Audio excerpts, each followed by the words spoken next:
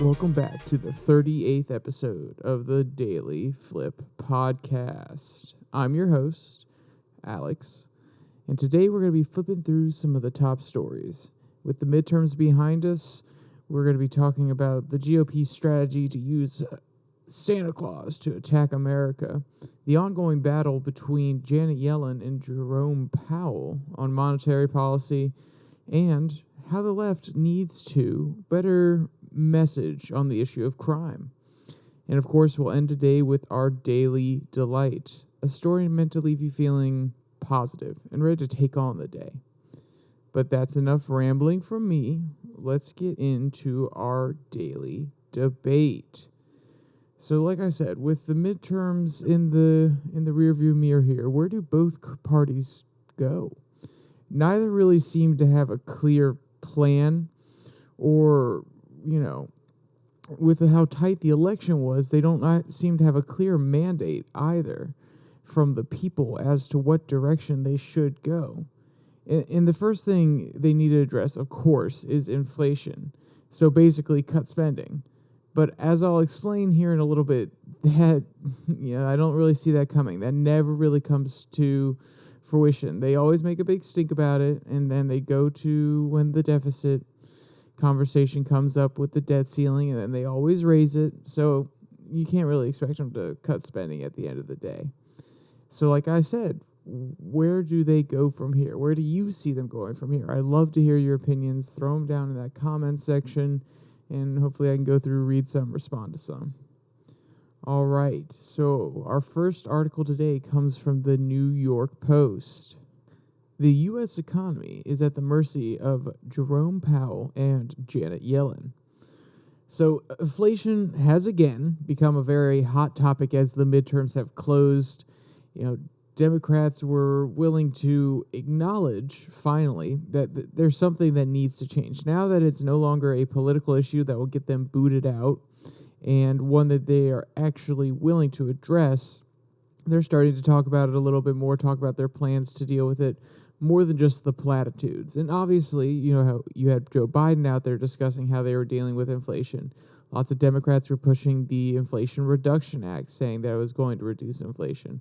But they weren't giving their plans to reduce inflation in the future. They were just pointing to some of their previous actions. So now we're starting to have this conversation come up in the media again, and a lot of different media outlets are ready and willing to kind of come down hard on the Democrats and actually speak to some of these issues and ask the questions that they weren't necessarily willing to ask before the election.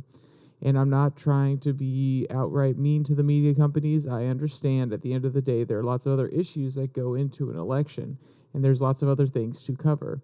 But I do always find it interesting that a lot of these hot topics get kind of dropped, or at least put back in the background, in the back room for a few weeks leading up to the election. The ones that definitely would make a certain party lose if they were to bring them up.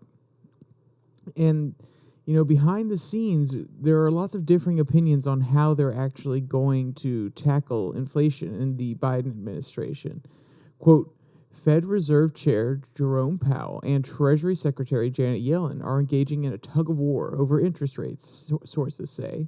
On Yellen's side are more liberal members of the Fed, including the ambitious, climate-obsessed Federal Reserve Governor Lael Brainard, who spearheaded the stealth overtake of the board by progressives over the past year, while Powell is determined to bring down inflation by hiking interest rates, as central bankers around the world traditionally have done. Sources say Yellen has been counteracting his efforts with the assistance of progressive doves of the Federal Reserve, who background journalists that there might be a slowdown in rate hikes, leading to roller coaster market rallies, end quote. And what the author is getting at there when they're saying background journalist, they're saying that the assumption or the thought process from a lot of people in journalism, or at least the author's perspective, is that Yellen and her administration are going behind Powell's back, and they're telling journalists, well, there might be a small decrease in the rate hikes. They're not saying that they're not going to continue to raise the interest rate, but rather, but we might do a half percentage point instead of 3/4 of a percentage point this time. And it kind of is meant to spur the economy. If certain investors hear that, they're like, okay, inflation might be coming a little bit more under control, and we haven't hit a recession yet, at least by the official White House definition. So it kind of encourages these investors to go out and spend money. They believe that the market's going to recover, that, things are starting to turn around. And that increases speculation, and therefore more people are willing to put money into the market because they see, oh, wow, it's having a really good week. Look at that. From Monday to Tuesday, Monday to Wednesday, it went up. I might as well jump in on Thursday and Friday. And then the Fed comes out and says, nope, we're definitely sticking to our interest rate hikes. And then the market crashes a week later. So, and I say crash, it drops back down to where it was, maybe below where it was. So these kind of backdoor conversations that some believe that Yellen and her team are having with journalists are actually, they're trying to keep the market from completely collapsing and making it a very hard landing when we go into recession. But it also is counteractive because Jerome Powell wants the market to crash. And I don't mean drastic crash all the way down to the bottom, but as we'll explain here, he really wants to put us into a sharp recession and then start the recovery process, because that's the only way to truly tackle inflation, to drop the U.S. economy into a recession so people have to save their money that rather than go out and spend it, meaning that companies are going to have to lower their prices in order to entice those customers to come back out. And therefore, that will lower core inflation. That's the thought process, at least. And that's the historical thought process. And that's why a lot of people are criticizing, or at least this author and a few others that I have read, are criticizing a more liberal soft landing approach that you might see from Yellen and her team at the Treasury. Because at the end of the day, though that sounds nice, a soft landing sounds amazing, it doesn't seem to hold with historical trends. Then again, the Democrats completely bucked historical trends by their marks. They didn't get completely booted out of both houses when they have a president who has a approval rating of 44% going into the midterms. So they bucked those historical trends. Maybe they can buck these ones. I mean, maybe Yellen has something going on. Maybe she has some great economic theorists with some great models that say something different. But history shows that we have to slow the economy by raising interest rates and possibly go into a recession. So basically, Yellen wants to push the consequences back a little bit, while Powell wants to get the problem out of the way. He wants to throw us into that recession real quick and then start the recovery process. And the author kind of speculates that Yellen could also be doing this and having this position because of the political nature of her job and her appointment. The author is speculating that she's trying to shore up things before 2024. Basically, she's saying, okay, if we can keep the crash, if we can keep the markets at least stable or going up and down and just yo-yoing for another 2 years, which is a long time, remember, if we can keep this speculation streak going, keep everything from crashing for 2 years, win the presidency, then we can truly address the issue. And, that's a lot of speculation on the author's part, and they don't necessarily come out right and say it. They kind of walk around the fact that Yellen could be thinking about 2024 and how it could look for President Biden and other Democrats and then pin it on Republicans. So, they're not necessarily saying, oh, it's a terrible cabal. They're behind the scenes trying to screw over the American people until they can get reelected. But they are saying to some degree that there is a political motivation here, and that's very irresponsible. You need to do what's best for the people that voted you in, but also the people on the other side of the aisle. You need to do what's best for the American people. You're representing the American people, and you're there to protect their interests. At the end of the day, if you have a truly liberal view of government, you are there to protect and aid and provide safety, security for the people. So why would you make it harder on them? Why would you push the consequences off when it could actually make things worse? The longer we sit in this yo-yo period where we don't have a crash, and the more inflation goes up, the bigger the crash is going to have to be at the end of the day. So I think it's a little bit irresponsible on Yellen's part. Quote, while Powell is raising rates, Yellen is considering buying back Treasury bonds, says Brent Johnson, CEO of Santino Capital, who understands the Fed's internal dynamics. This could counteract Powell's efforts and potentially spur inflation on. Rallying the markets defeats Powell's efforts to combat inflation, but the tug of war has ensured that the stock market did not crash before the midterms, giving voters the perception that the economy is healthy, delaying company layoffs and share price falls. This unusual power struggle between the Fed and Treasury looks as if it will continue, delaying and likely exacerbating the eventual hard landing, says Johnson, end quote. And what I think is really interesting here is he says that the stock market doing well before the midterms gives the perception of the economy being healthy. And as I discussed in a podcast, I believe it was 2 weeks ago, the stock market no longer truly reflects the U.S. economy. I mean, at the end of the day, if the stock market's down, the economy is probably doing really bad. But just because the stock market is up doesn't mean that the rest of the economy is necessarily up there with it. So I think it's interesting that he said the perception. People kind of look at the markets and they say, oh, whoa, my stocks are up today. It must be a good day in the market. The economy must be doing well. When they're so untethered from reality at this point that doesn't necessarily hold anymore. So Powell's approach, like I talked about, is unfun. It's uninspired because it's, historically driven and historically proven to do the job. And Yellen is kind of meant to keep the fat cats and the Wall Street boys happy for a while, if I had to boil this down into one sentence or so.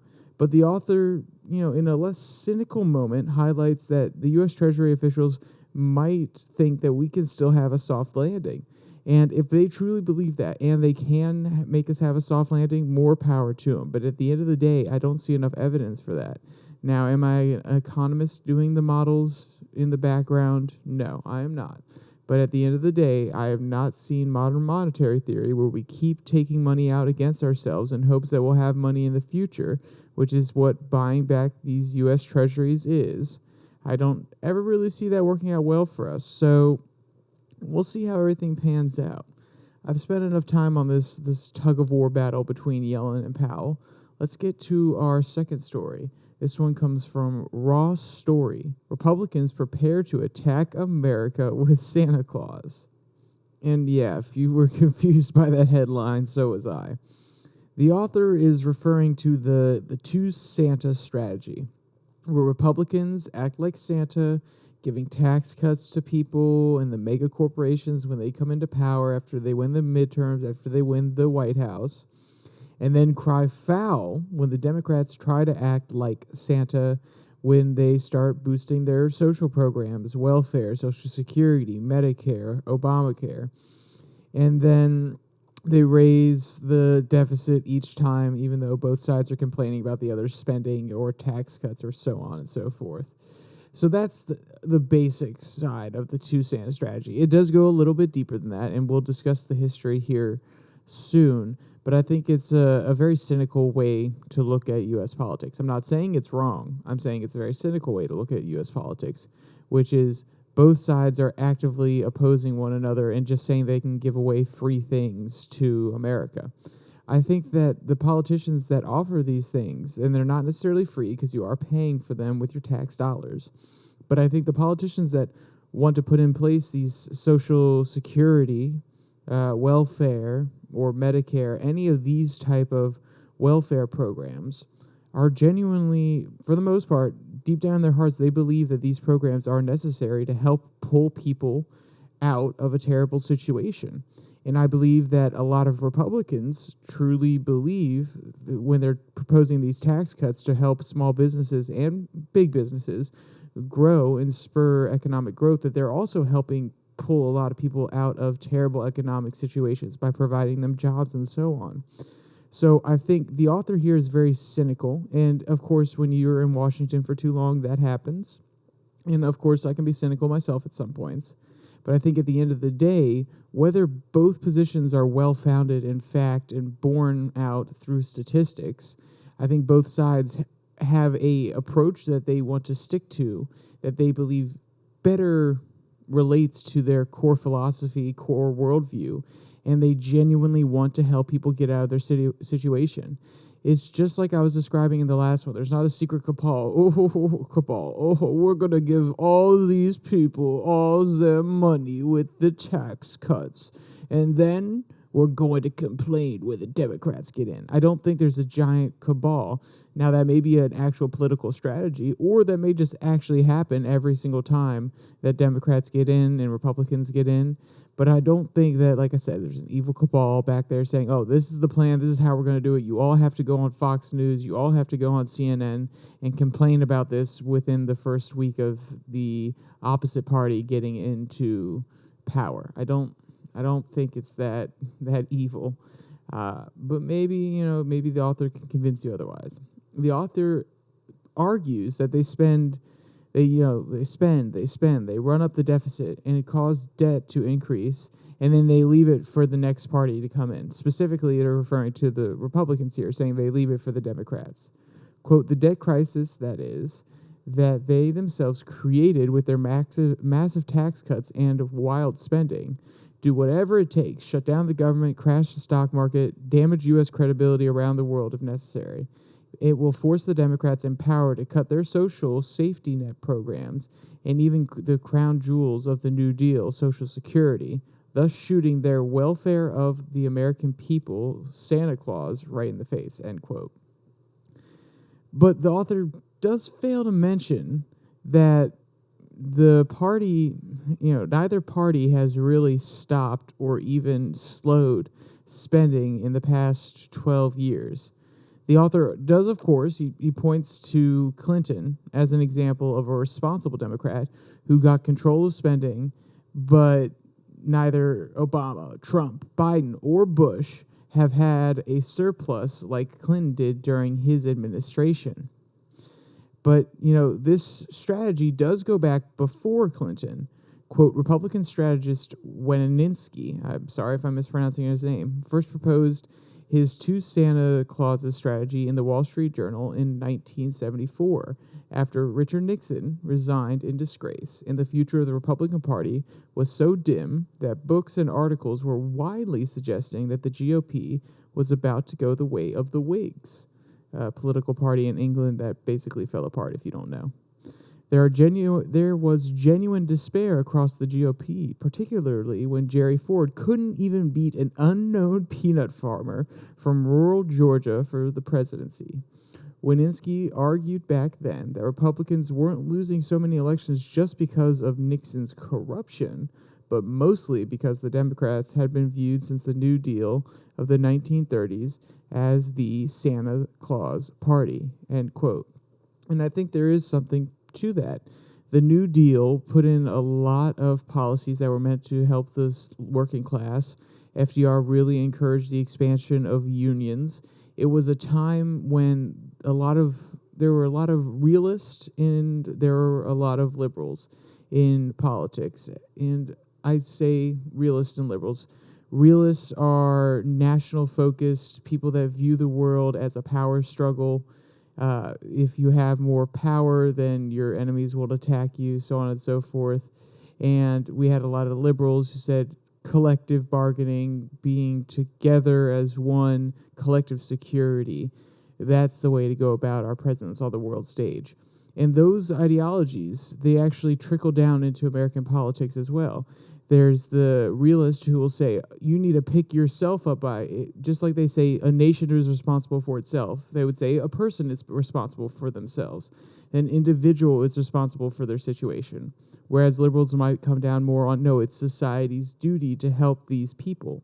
And that's why you saw a lot of reforms from a very strong liberal government throughout the early 1900s about unions, protecting workers, allowing different social programs. So there was this idea that they were really looking out for the little guy, and that's why they had gained a lot of traction coming out of the 1940s, out of the Great Depression, when they put in all these policies that were meant to help workers. And you can argue about the benefits or the negatives that it brought the economy, because obviously something wasn't working out great by the time it got to Jimmy Carter. But it wasn't in question that they were perceived as the Santa Claus party. So the Republicans had to come up with their own strategy.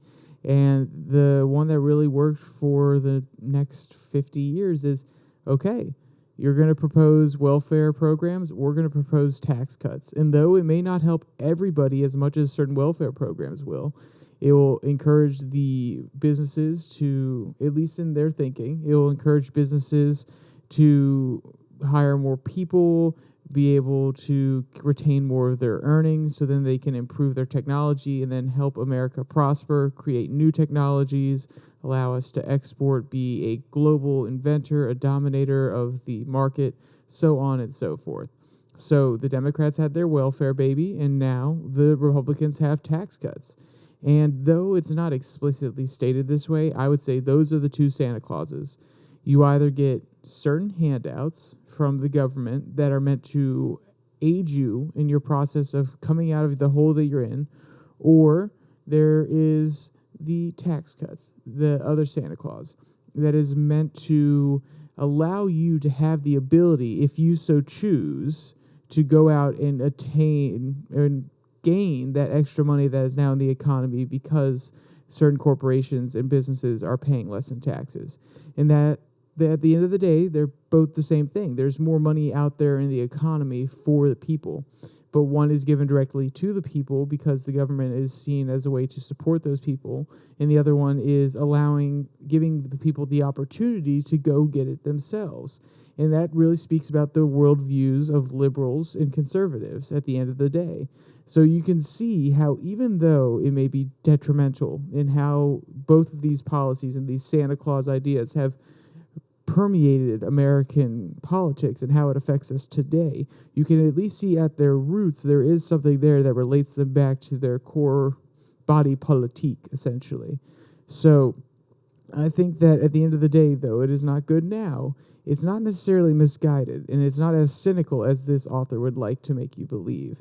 Like I said, it's not like the Democrats were over there saying, oh, we're just going to give them free money, we're going to give them tax credits. All the single mothers, yes, we're going to encourage single motherhood. It's no, we want to help single mothers because at the end of the day, they have a harder time than a parent who has a significant other who can help raise that child.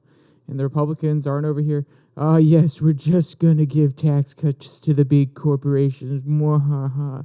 They're thinking, at the end of the day, okay, we want to encourage these corporations to keep more of their money so they can hire more people, create better things, bring more good products into the American economy, and encourage spending that way. So like I said, good intentions, the consequences just aren't exactly what they necessarily were planned to be. But we can move on from all this more. I know I kind of got lost in the weeds there, but we can move on from that and go to the last article before our Daily Delight that comes from the Daily Beast. The left needs a better message on crime. For years, some on the far left have been calling the politicians to defund the police. And some politicians themselves have joined on that bandwagon, though they have left it behind now. But the midterms provided a wake-up call for anyone still saying defund the police. Quote, last week's election was a grim reminder of how much juice conservatives can get from putting crime at the forefront of voters' minds. Sure, Democrats are jubilant about holding on to their paper-thin Senate majority, but they lost the House. What happened in large part because while the red wave turned out to be more of a red trickle in the country as a whole, there were parts of New York State where the election results really were a bit like a scene were from the elevator doors opening in The Shining. Republicans took all the House seats on Long Island, made huge inroads in the suburbs north of New York City, and Democratic Governor Kathy Hochul won by way too close a race against a wacky election denier. The Republican campaign in New York was all about crime, and it was mostly a winner for them, end quote. And the author points out that very often people on the left, they say that they want to defund the police, but they're only thinking one step at a time. They're not thinking ahead. They're kind of driven by emotion. They see these terrible accidents happening on the television. They hear these terrible statistics, and then they are driven by emotion to say, oh, well, we have to defund the police. And they're not thinking ahead of time. They're not saying, okay, if we defund the police, what happens? Do crime rates go up? Do crime rates go down? Are people encouraged to go out there and riot? Are they encouraged to go out and steal things because there's no one to enforce? Okay, once you answer that question, if violent crime does go up, then how do we resolve that? Do we have a community watch? Do we have social workers that go out and try to diffuse the situation rather than arrest people? What kind of enforcement mechanism do we have if we decide to get rid of police officers? And though this author is a member of the Democratic Socialists of America, he calls out his cohorts, that makes it sound bad. He calls out other party members saying, we can't actually defund the police. We haven't thought this through. And he offers some solutions near the end that we'll get to. But at the end of the day, he's saying it's a lot harder than people assume. You can't just say defund the police and expect things to work out properly and for crime to go down. And in order to address the issue of crime, the author suggests a different tactic/approach. Quote, a better approach would be to emphasize that the many good policies that the left supports have been proven to reduce the rates of violent crime. Most obviously, tightening requirements for handgun purchases has, quote, yielded dramatic reductions in firearm homicide rates, end quote.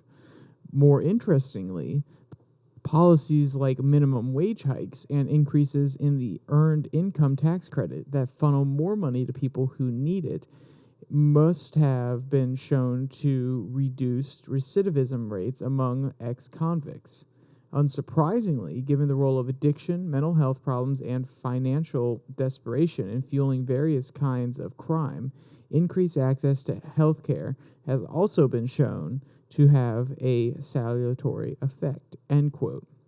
So this really does sound nice on paper, but it also sounds like a laundry list of policies that the people on the far left, especially those in the Democratic Socialists of America, which, like I said, this author is a member of, it sounds like a laundry list of things that they want passed and that have a small, maybe, razor-thin connection to violent crime. Oh, well, if we give them minimum wage, if we give them certain subsidies, certain welfare programs, it has a small effect on violent crime.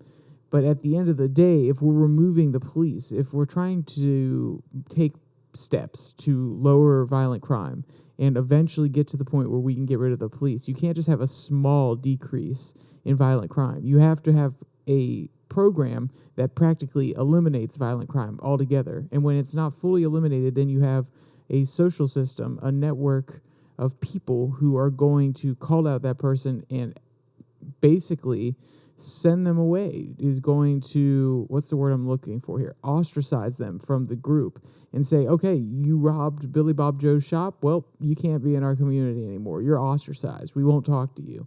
You would have to have that strong of a social fabric in order to not have police, because then people would be dissuaded from doing terrible things because they would be ostracized and they wouldn't have access to their community anymore. And even then, that's not enough, because we live in America. You can drive to another state and start a whole new life. You can go to a whole new place. So at the end of the day, being ostracized still wouldn't have the same effect as having police. There is no way around it. We need police. Now, if they're reformed, if you want to make new tactics, if you want to have them trained a different way, then we can have that conversation. But you can't outright get rid of them. And what about the statistics coming out of Texas that show that communities with open carry policies for guns have lower violent crime rates? I mean, that doesn't disprove their first point about limiting handgun sales, but it does, at least lend credit to the idea that you can't just have, gun restrictions. That's going to fix violent crime, because people that are going to get illegal guns or are going to commit crimes are going to get illegal guns either way. But, that doesn't really fly with their narrative. At the end of the day, like I said, this is a laundry list of progressive policies that they want to pass anyway and have a very small connection to fixing violent crime, or at least having some effect. So they're saying, well, look at all these things we can do to help violent crime. But also remember, we do want them passed anyway, so we're going to push for them either way. That's why. And I know in the last article I said you can't be too cynical. I am being cynical on that one. I acknowledge that. I acknowledge my bias. But at the end of the day, if someone comes to you and says, "Oh, I have a great deal for you that's going to fix a small issue," that it doesn't really address it at its root. It doesn't address the problem overall, but it has a small effect. And at the end of the day, they're getting money for it, or it's better aiding them towards their goals, and it helps you a little bit, then I'm cynical about those policies or those proposals for some of those policies. All right, to move on from my cynical self, let's get to our daily delight. This one comes from the Hiddenston Times. Video of lazy cat sliding down the stairs is too funny to miss. So have you ever just sat down on the stairs, maybe when you were a kid, and glided to the bottom? Maybe you were just feeling a bit lazy, or maybe you just wanted to spice things up a little bit. Well, this cat took that to the next level. Quote, captured in this video going viral online. The video shows a lazy cat's bizarre method of going down the stairs, and it is sure to bring a wide smile to your face, and her antics might even prompt you to watch it repeatedly, end quote. And this definitely made me think about all the times when I was young and I was sliding down on the wooden stairs on my butt. It hurt, but it was fun. And also I was lazy, so I could say that as well. Quote, the video opens to show a gray and white pet cat lying down on a staircase. It then traverses down the stairs head first while it's on its side, and then extends its body to push itself down the stairs like jelly, end quote. And it really is a cute video. And, for all you people that are a little bit lazy out there, it'll inspire you to try some new things when going down the stairs. If you want to see any of the cute videos of this little guy, or if you want to read any of today's article, there will be a link in the description below that like and subscribe button. And also down there is my Twitter handle at @YourDailyFlip. I try to post something daily or retweet, quote tweet, just basically a quick way to get people informed without them having to listen to an entire podcast about it. And also on Monday, Wednesday, Friday, I post links to the podcast so you can come directly here. All right. With that said, there's only one more thing to say. Stay safe. Don't die.